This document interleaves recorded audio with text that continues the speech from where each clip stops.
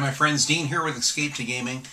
I just did a rant yesterday, which I hadn't planned on doing. Actually, I came home and I wanted to do just a simple pickups video, just showing some things that I was excited about picking up, and I got carried away with my rant. So if you want to see an old gamer raving about, modern gaming and where it's going, you can watch that. It was my last rant. But anyway, here's my pickup videos, which I am excited. I've had to slow down on my game purchases the last, several weeks or a couple months now. I just haven't had the money to go crazy. I couldn't get the new Batman game. I am going to get the new Mad Max game and the movie coming out September 1st, which I'm very excited about.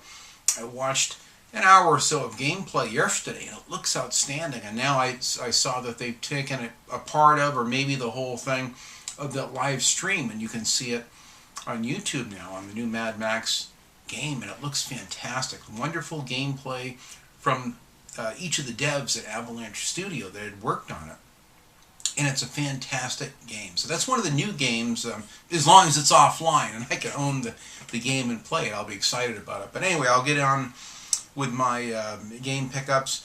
I did stop by my GameStop actually several weeks ago. I don't know if I mentioned this in any of my other videos, but I picked up Dying Light, finally, really cheap too, like $29.99. Typically, I wanted to get this, when it first came out. I just didn't have the money. I had to kind of hold off on it. So I did save, 50% on it. And I also have the strategy guide as well for this. So I'm dying to play this, and I can't wait. This is a long game, and it's one that I want to really enjoy and do all the side content. So who knows when I'm going to get to it, but I'm excited to have it, and I keep staring at it. I know it's beckoning me to put it in and install it and play it, but we'll see what happens. But lately I've been on this a binge of just Star Wars games. I really was kind of naive and didn't realize just how many there were. I knew there were quite a few for the PC, but I didn't know that some of those games were also available on the GameCube, on the PlayStation 2, even a couple on the PS1, and especially the original Xbox, which is right now is my favorite console to collect for. So I'll show you what I've been getting. I think I showed in one of my channel updates, I picked up Jaeger and Scarface, which I was very excited about. Now this one I want to still try to find the manual, or at least get another one that's complete, but I've been looking for this for over a year, and it looks like a great spaceship, kind of a flight sim shooter type game, made by Jaeger, that did the wonderful Spec Ops Line, ironically, which their first game was named after their studio, Jaeger. So I'm excited about playing this. I wish it was complete, but at least the game is in good condition, and the box looks nice. And then I picked up the wonderful Scarface, The World Is Yours, which I've been dying to play for the longest time, ever since I played on the original Xbox the wonderful Godfather game. I also, I mentioned, I showed a couple Star Wars videos in one of my recent videos that I did, games that I picked up, some Star Wars games, Battlefront 1 and 2, and I think I had Republic Commando as well. And I kind of put the question out there, if anyone knows of any good Star Wars games, leave something, recommendations in the comments or what have you. I think someone left a comment or two about it, and I also received a few PMs later that night. Dean, if you like this, you'll love this, one of those kind of deals. So they told me to try out this Star Wars Jedi Outcast, and another one which was the follow-up a year later by Raven Software called Jedi Academy, which I haven't now. They had Jedi Academy down there, but it was missing the manual, so I'm going to hold out and get one on eBay, complete, mint condition, with the manual. So I took a chance on this. I didn't know anything about it. I go, oh, okay, well, it's obviously a single-player story, Jedi Outcast. I guess it's about being a Jedi. And I knew nothing about it. Wow, was I surprised. This is a fantastic game. This is probably the finest Star Wars experience I've ever played. I love The Force Unleashed. I've been playing quite a bit of that lately, and I've played a lot of Battlefront 1 and 2. I thought nothing could surpass those as far as an authentic, experience in the Star Wars universe.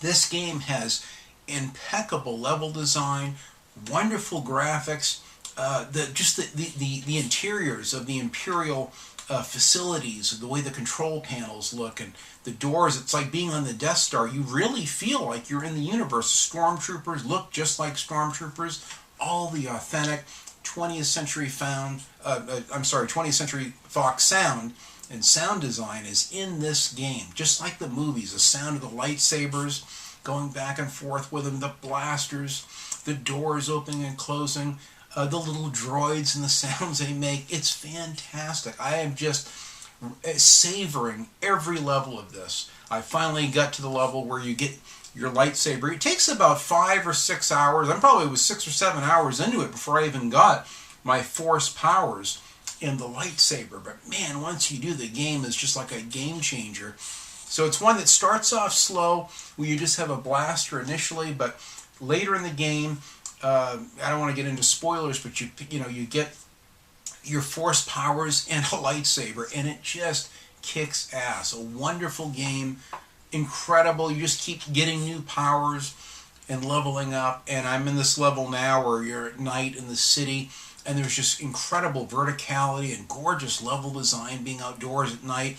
And there's snipers everywhere, and you got to creep around and use force powers to push them off the edges of these buildings, or to use your a blaster on them, or a sniper rifle, or even the lightsaber. It's just so cool. They even have the cantina music. You're in this one bar with the different Greedo type characters and stuff. It's just, this is a delightful, authentic Star Wars experience. I've had a couple of friends that said, Dean, if you like that, wait till you play Jedi Academy. It might even be better. So I'm anxious to play that. So this is consuming me lately. I've got probably 10 hours into this, and I absolutely love this. Every single night, I can't wait to sit down and turn on my original Xbox, hooked up to my new 55-inch Samsung 4K TV, and play this. And it looks and sounds amazing on the new technology. I'm so happy with it. I took a chance, and I saw some reviews and stuff early on. There's not too much on it, but I picked up this Clone Wars, which also has Tetris Worlds kind of built into it. Kind of a strange game, because not for resale, it says on it. So I don't know, it was some kind of a promo deal, but this looks like it's also by Pandemic Studios that did the wonderful Battlefront 1 and 2.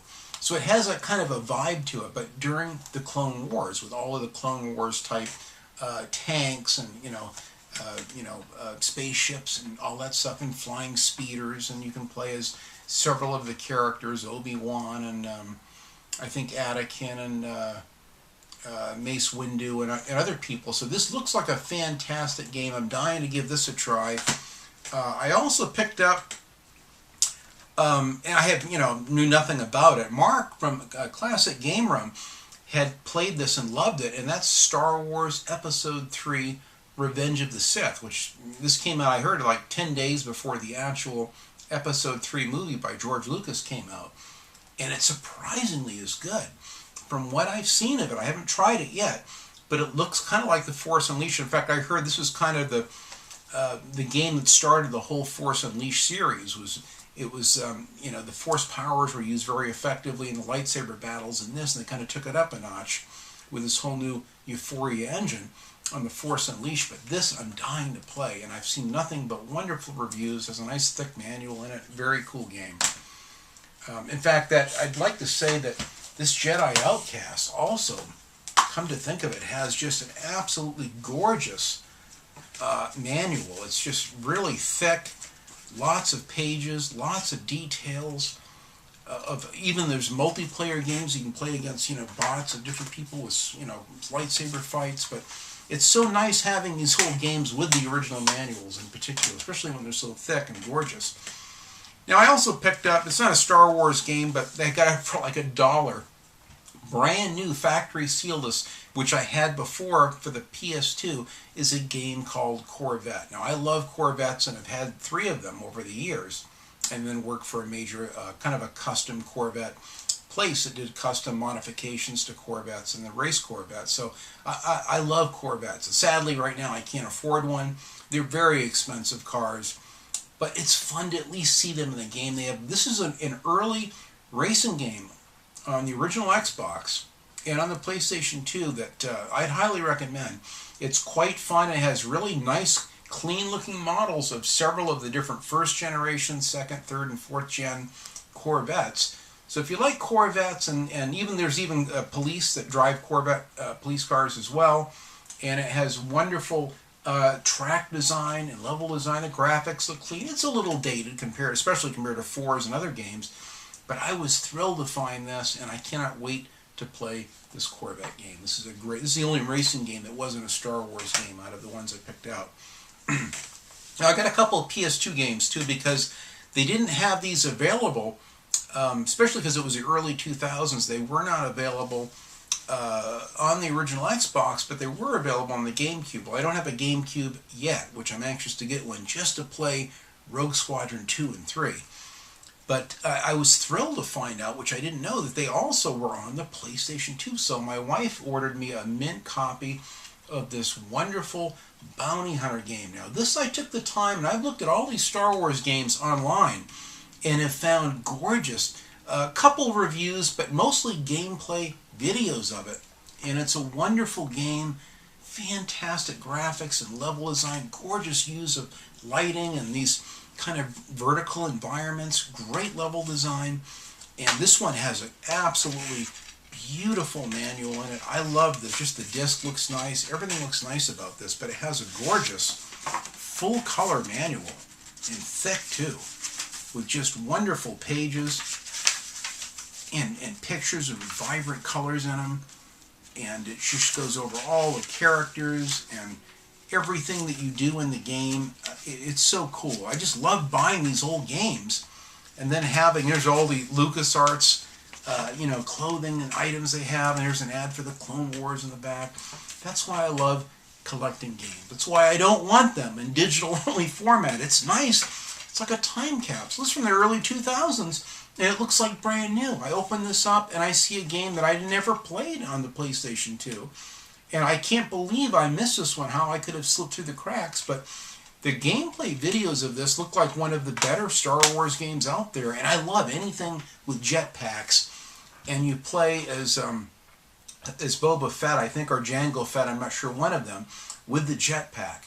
And it's awesome. It only, the jetpack only works for so long, so you have to use it quickly to get from level to level with the vertical type designs and levels. And he's got a myriad of weapons and what have you at his disposal. Gorgeous use of color, wonderful level design from the gameplay videos I've seen. I'm dying to play this bounty hunter. If that's not enough, my wife found me another great game, which initially I played on my nephew's N64 years ago. The only game I've ever played on that system was the original Pod Racer game from Star Wars. So I was bummed. I was going to get an N64 just to play that game. My friend goes, dude, my friend Mikey from Mad Max 09's channel goes, dude, you can get Racer Revenge. And he showed some gameplay of this, which I was shocked. I said, dude, it's on the PS2? You're kidding. So I found a mint copy of this on the PlayStation 2. And the same thing, wonderful. Comes with a nice full color manual and everything inside. And you get to do that, 600 mile an hour pod races from, the Phantom Menace episode from the Star Wars movie you can do for the PlayStation 2. So these were the only PlayStation 2 games, again, because they didn't have them on the Xbox, but they are on the Dreamcast if you have a Dreamcast and you don't have a PS2. The final game that I got, which I'm very excited about, I've had so many friends of mine that said, Dean, if you love Star Wars games, I go, I don't know if you're into RPGs or not, but you've got to play, and I've had like 5 or 6 friends that have told me this, you've got to play the Knights of the Old Republic, the Star Wars game. It's like the ultimate RPG, pretty much the grandfather of the Mass Effect games, from what I understand, which is from BioWare. And it's a wonderful RPG. There's a nice sequel to this as well, Knights of the Old Republic 2, which I'm actively looking for my collection. But I got all of these locally, with the exception of a couple of PS2 ones, which we had to order off eBay. But man, am I excited about playing this. I'm saving this one for last. I want to play the Jedi Outcast first. I'm still trying to find the Jedi Academy game, if I can. I'm hoping to find it. Mint and all complete locally, but if not, I'll find it on eBay.